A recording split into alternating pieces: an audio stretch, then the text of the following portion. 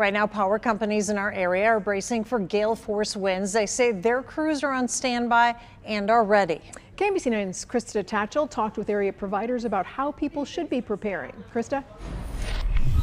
Yeah, Kelly, I think I heard today someone call this kitchen sink weather. It's everything but the kitchen sink. We've gone from rain all day. The snow is coming. And what the power companies are worried about, the wind that could be howling through the metro tonight. We spoke to people from Evergy and BPU. They say they are fully staffed, ready to go, and they want the public to be ready too. Evergy says they serve 1.7 million customers, and once the wind begins, they have an action plan. They advise the public to have a plan too. Download the Evergy app. You can track or report outages there. Charge your phones tonight, like you said, and get gas for generators if you have one. Have flashlights with fresh batteries in place where all your family knows where to find them, so you don't have to search through the dark.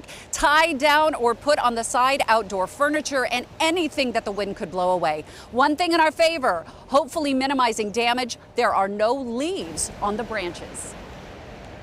One of the good things in our favor is that there are no leaves on the trees. We all know that foliage means that trees and branches are just heavier. Without the foliage, the wind has a better chance of kind of blowing through the branches.